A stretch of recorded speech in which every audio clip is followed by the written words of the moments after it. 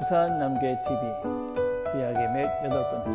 오늘은 포로 시대와 포로 귀환 시대에 대해서 같이 살펴보도록 하겠습니다. 우리는 지난주에 분열 왕국 시대에 대해서 같이 말씀을 살펴보았습니다. 우리가 한번 이 포로 시대의 그 당시에 국제적인 정세에 대해서 조금 이해를 해야 우리가 전체적인 그림을 그려가는데 유익할 것 같습니다. 일단 이스라엘이라는 나라의 윗지방, 위의 지역에 있는 나라들은 대단히 강대한 나라였습니다. 그래서 이스라엘을 늘 괴롭혔던 나라의 시작이 누구냐면 시리아라는 나라입니다. 시리아. 이 시리아라는 나라가 BC 732년에 이제 아수르에 의해서 이제 멸망을 하게 되어집니다. 그래서 이 아수르가 이스라엘을 침공하잖아요. 그래서 BC 722년에 북이스라엘이 이 아수르에 의해서 멸망을 당하게 됩니다. 근데 이 아수르는 BC 612년에 바벨론에 의해서 멸망을 하게 되어집니다. 근데 이 바벨론은 또 BC 539년에 바사 제국에 의해서 바사, 우리가 이제 이걸 메데, 바사 이렇게 성경에 나옵니다. 근데 메데라고 보통 우리가 얘기하죠. 이게 우리가 이제 페르시아입니다.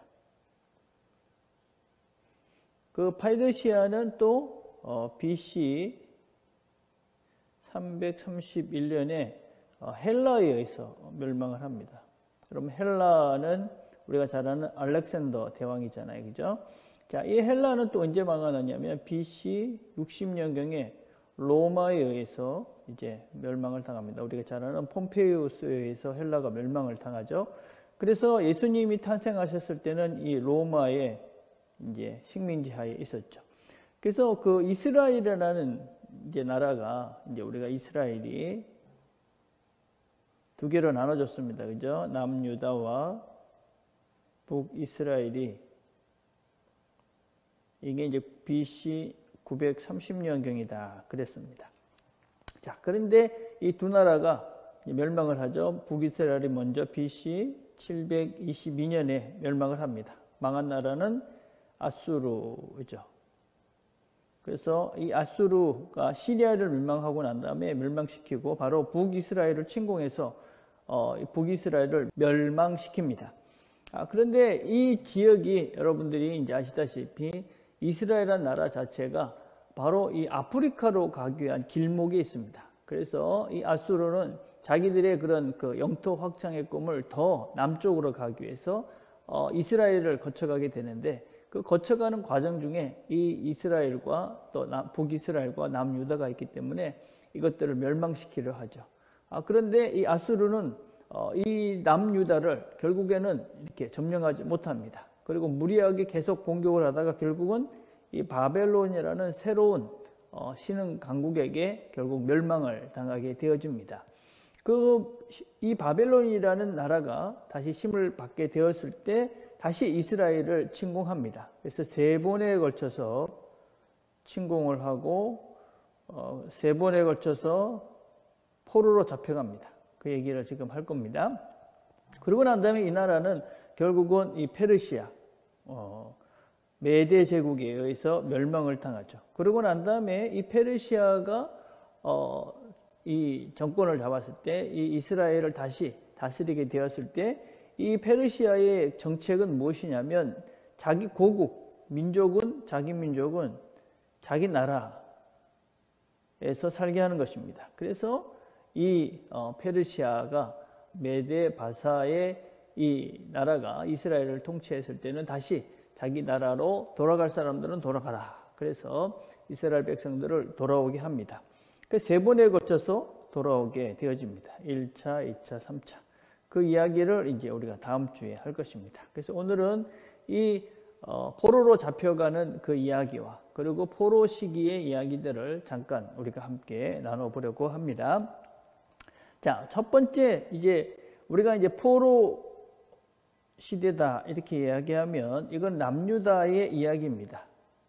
북이스라엘은 BC 722년에 이미 멸망하고 난 다음에 그 다음에 포로로 3번에 걸쳐서 이제 이스라엘 백성들이 남유다 백성들이 바벨론으로 이제 포로로 잡혀가게 되어집니다. 첫 번째가 BC 605년경입니다. 이때 포로로 잡혀간 사람들이 누구냐면 우리가 다니엘 대표적인 사람입니다. 그래서 다니엘서 1장 3절에 보면 다니엘을 포함한 왕족과 귀족들이 1차 침공 때 이렇게 잡혀간다. 그렇게 나옵니다. 이제 두 번째가 언제냐면은 BC 597년입니다. 바벨론이 이스라엘을 침공하고 난 다음에 일종의 속국이 되어졌습니다. 그래서 너희들이 우리한테 이제 조공을 바쳐라.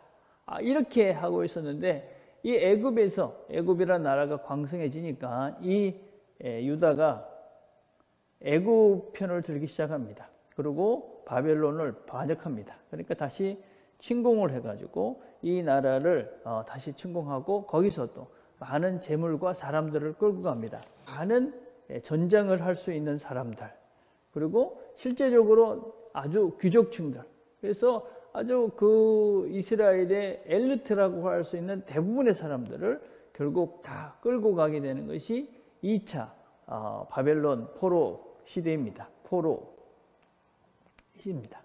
자, 그다음에 세 번째는 언제냐면 세 번째는 유다가 멸망하는 BC 586년입니다. 멸망이죠. 이때도 마찬가지로 이 이스라엘 백성들이 유다가 바벨론을 섬기지 않고 다시 배신을 합니다. 그래서 이것을 배신하게 되니까 결국은 느부갓네살이 이제 대군을 몰고 와가지고 이 사람들을 다 침공하게 되어집니다. 중간에 이거 잘 정리를 해야 되겠네요. 자, 그러고 난 다음에 이 당시에 사람들, 대표적으로 끌려갔던 사람들이 누구냐. 시드기야는 자기 아들들이 자기 눈앞에서 죽임을 당하는 것을 보게 되고, 그리고 시드기야는 자기의 눈이 뽑혀서 끌려가는 비참한 최후를 맞이하게 되어집니다. 자, 그리고 난 다음에 예레미야 52장을 보면 바벨론에 항복하지 않고 끝까지 항거하다가 잡혀간 자들이 4,600명이 있다. 이렇게 기록을 하고 있습니다. 그래서 이스라엘 백성들은 이 3번에 걸쳐서 바벨론에 이제 끌려가는 그런 일들이 일어납니다. 이게 바벨론 포로로 잡혀가는 이야기입니다. 자, 바벨론 포로 시기의 이야기의 성경 다니엘과 에스겔입니다. 이제 포로 시대 때 쓰여진 책, 포로 시대를 배경으로 쓰여진 책이다라고 할 수 있습니다. 이 두 권의 책의 특징은 뭐냐면 묵시라는 것입니다. 묵시. 묵시라는 것은 현재성과 미래성이라는 것이 동시에 존재하는 책을 묵시라고 이야기를 합니다. 현재의 이런 문제들, 너희들이 이런 문제를, 이런 어려움들을, 이런 현실을 겪게 될 것이다. 그래서 이런 현실의 문제에 대해서 왜 이런 현실을 겪게 되는가 하는 것에 대한 진단과 더불어서 그들의 잘못을 지적하고 있습니다. 그러나 이 묵시의 핵심은 그것으로 끝나지 않습니다. 너희들이 이 자리에 계속 있을 것이 아니고 너희들이 결국은 하나님이 너희들을 건져내시고 구해주셔서 새로운 미래를 너희들에게 열어가게 하실 것이다. 그래서 이제 현재성과 이 미래성이라는 두 가지 시제가 동시에 존재하는 것이 이제 묵시입니다. 우리가 이제 대표적인 이제 그 에스겔서의 묵시의 대표적인 말씀들이 이제 에스겔서 37장입니다. 이게 이제 마른 뼈 환상이죠. 뼈가 완전히 말랐는데 그것이 다시 생기가 나서 다시 살아납니다. 죽었던 자들이 다시 생계를 일으켜서 살아난다 하는 새로운, 완전히 죽었던 그런 이스라엘이 다시 살아날 것이다 라는 그런 그 미래적, 현실적으로는 마른 뼈지만 미래적으로는 다시 살아나는 생명을 거두게 될 것이다 라는 소망의 메시지죠. 또 하나는 47장이죠. 47장은 우리가 성소로부터 흘러가는 모든 물들이 넘쳐서 결국은 모든 주위의 것들을 살려내는 그런 이제 환상입니다. 이것은 이 이스라엘이라는 나라가 회복되기 위해서는 어디서부터 시작이 돼야 되느냐? 결국 성소, 하나님으로부터 시작돼서 이 성소가 흘러 온 땅을 살리는 생명의 물이 되어집니다. 생명수.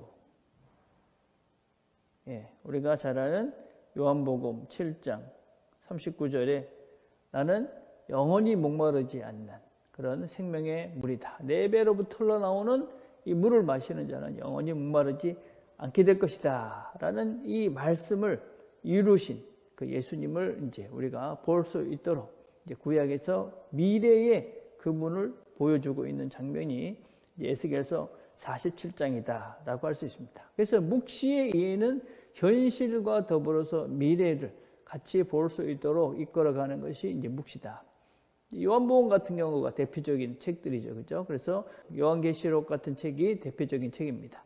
요한계시록 같은 경우가 그 현실, 이스라엘 백성들이 이 로마의 압제 속에 있었던 그런 고통, 그것들을 현실적인 그 모습을 아주 리얼하게 그것에 그리고 있는 것이 계시록입니다. 그렇지만 그들에게 보장된 미래, 내일은 이렇게 너희들이 될 것이다 라는 미래를 또한 보여주고 있는 책이 이 계시록이죠. 그래서 이 묵시라는 것은 현재와 미래.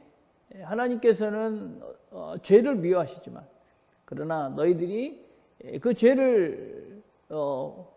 죄에서 돌이켜서 하나님께 돌아오면 새로운 소망과 새로운 희망이 있을 수 있다라는 것을 우리에게 보여주고 있는 것이 이제 묵시입니다. 그래서 묵시록을 가지고 겁을 주는 것이 아니라 묵시록의 핵심은 회복이고 그죠? 위로인 것입니다.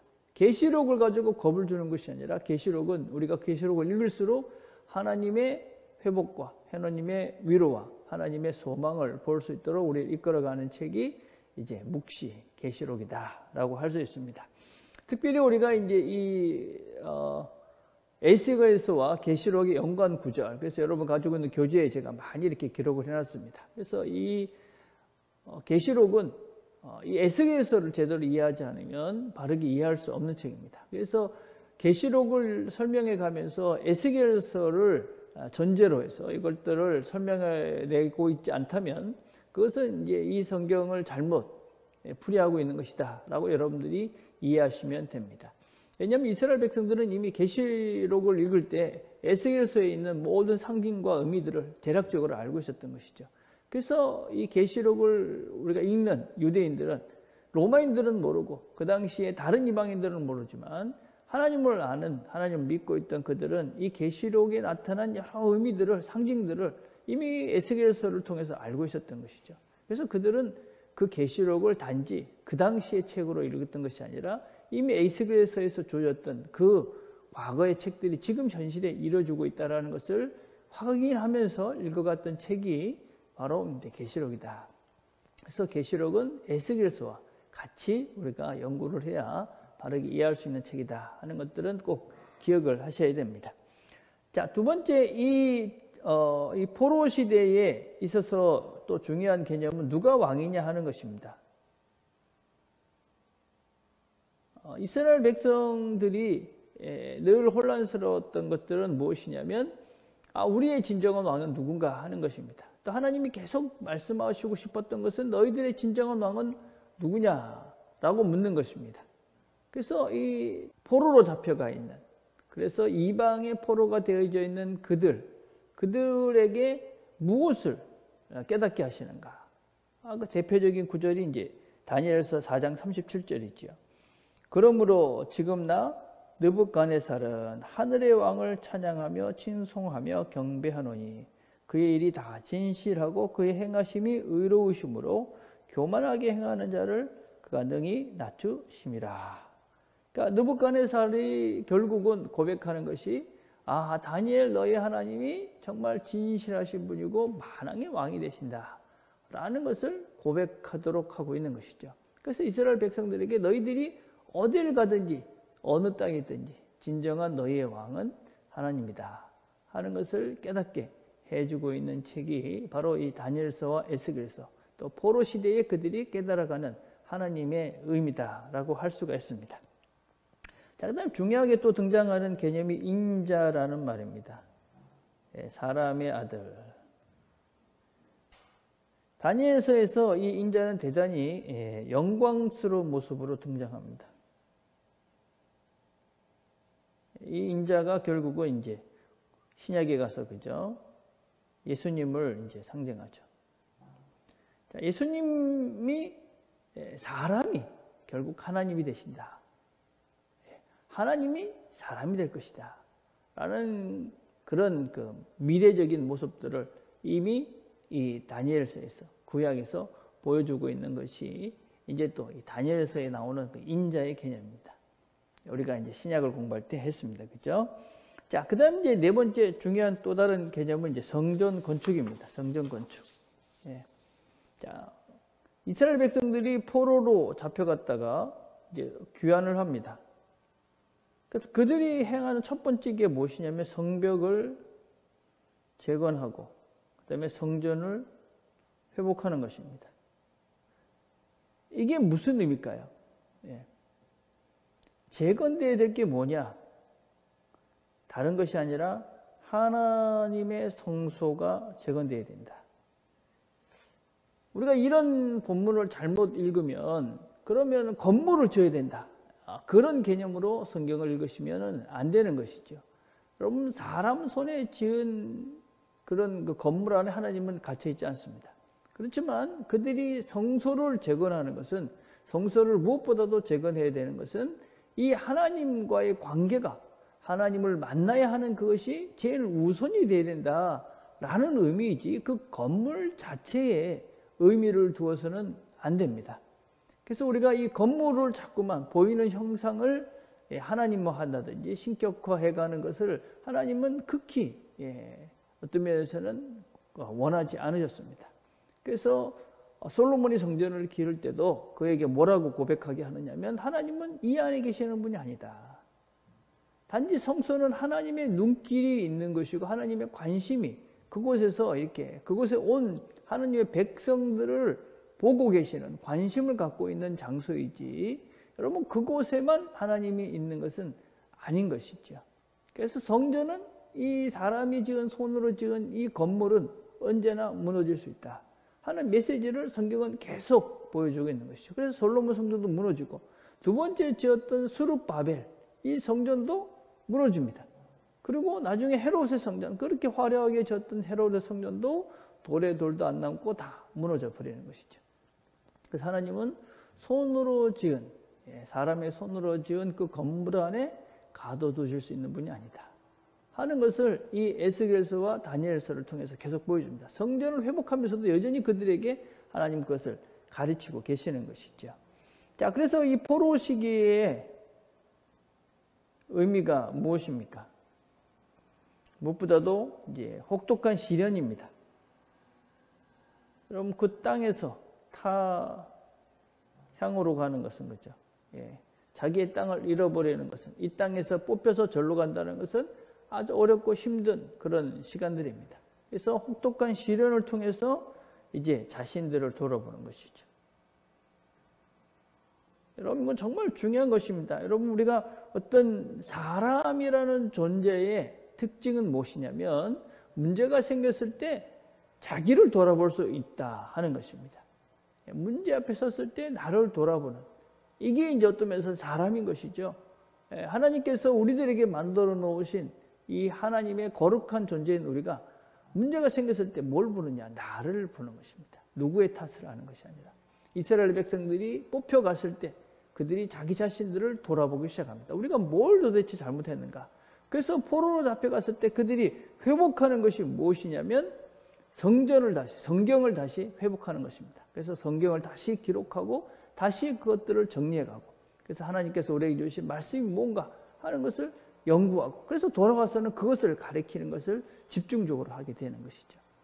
그래서 이 혹독한 시련을 통해서 하나님은 그들을 돌아보게, 자신들을 돌아보게 하시는 것이죠. 두 번째, 이 포로 시기의 의미는 뭐냐면 이스라엘 백성들이 하나님이 가나안 땅에만 계시는 분이 아니다. 하나님은 온 세계에 계신다. 이런 것들을 그들이 절실하게 깨닫게 되어집니다. 그래서 여러분 다니엘서에 나오는 이야기들, 거기서 불구덩이 속에서도 사자굴 속에서도, 그리고 그들이 결국은 돌아오게 하시는 하나님, 그리고 에스더서를 통해서 그들의 민족들을 살려주신 하나님, 이런 것들을 통해서 하나님은 단지 가나안 땅에 계시는 하나님이 아니라 온 우주의 하나님이시구나 하는 것을 그들에게 가르쳐주기 시작합니다. 자, 그 다음에 세 번째는 조금은 이제 좀 어려운 이야기일 수도 있는데, 안식의 시간입니다. 안식의 시간. 안식은 뭡니까? 쉼입니다. 쉼. 여러분, 쉼이라는 것은 우리가 생각하기에 뭔가 이렇게 편안하고 안락하고 이런 것이라고 생각할 수 있습니다. 근데 쉼이 과연 그런 걸까? 우리가 이제 성경을 살펴보면은 이스라엘 백성들이 이 포로로 잡혀갔던 그 시간이 이제 70년입니다. 70년. 1차 포로로 잡혀갔던 시간과 그 다음에 1차로 돌아오는 그 기간, 이 기간 차이가 이제 70년 정도 시간이 걸립니다. 그래서 70년인데 이 70년을 가리켜서 성경은 뭐라고 이야기를 하고 있냐면, 역대하 36장 21절에 보면 이에 토지가 황폐하여 땅이 안식년을 노림같이 안식하여 70년을 지냈으니 여호와께서 예레미야의 입으로 하신 말씀이 이루어졌더라. 이스라엘 백성들이 포로로 잡혀갔던 그 시간이 안식하던 시간이다. 참 어려운 말이죠, 그렇죠? 네, 포로 기간이 쉼의 시간이다. 그 진정한 쉼이 뭐냐?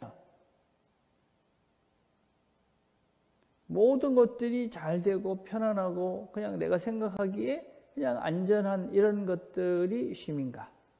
아니면 무엇보다도 어느 때보다도 더 하나님을 신뢰하고 의지하고 믿고 그 말씀 속에서 열심히 살았던 그 시간이 바로 이 포로 70년의 세월입니다. 무엇이 진정한 그리스도인에게 쉼의 시간인가?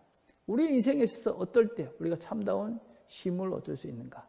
과연 모든 것들이 잘 됐을 때인가? 아니면 우리가 더 하나님을 강렬히 찾고 원하고 기대하고 소망하면서 그분 말씀 앞에 깊이 우리가 사로잡혔을 때 우리가 진정한 쉼을 얻는가?